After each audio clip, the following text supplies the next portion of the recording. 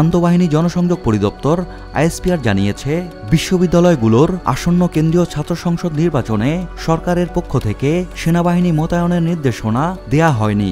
আজ বৃহস্পতিবার এক সংবাদ বিজ্ঞপ্তিতে আইএসপিআর জানায়, ভবিষ্যতেও এ ধরনের দায়িত্বে সেনাবাহিনী সম্পৃক্ত হওয়ার সুযোগ নেই।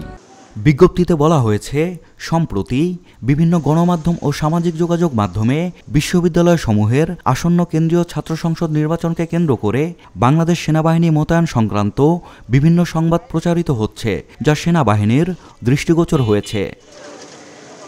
এ বিষয়ে জানানো যাচ্ছে যে, সরকারের পক্ষ থেকে বাংলাদেশ সেনাবাহিনীকে এ সকল নির্বাচনসমূহে দায়িত্ব পালনের বিষয়ে কোনো নির্দেশনা প্রদান করা হয়নি এবং ভবিষ্যতেও এ ধরনের কোনো দায়িত্বে সম্পৃক্ত হবার সুযোগ নেই।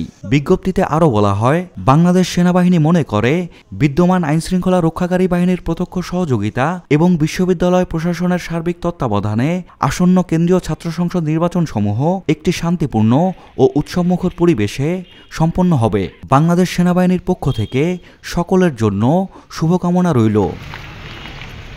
এর আগে গত ২৬ আগস্ট ডাকসুয়া হল সংসদ নির্বাচনের রিটার্নিং অফিসার গোলাম রব্বানী জানিয়েছিলেন, ভোটের দিন বিশ্ববিদ্যালয়ের প্রধান ৭টি প্রবেশপথে সেনাবাহিনী স্ট্রাইকিং ফোর্স হিসেবে প্রস্তুত থাকবে।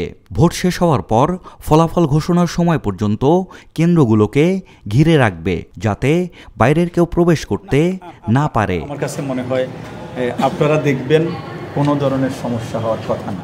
সাজ্জাদ শুভ, দেশকাল নিউজ।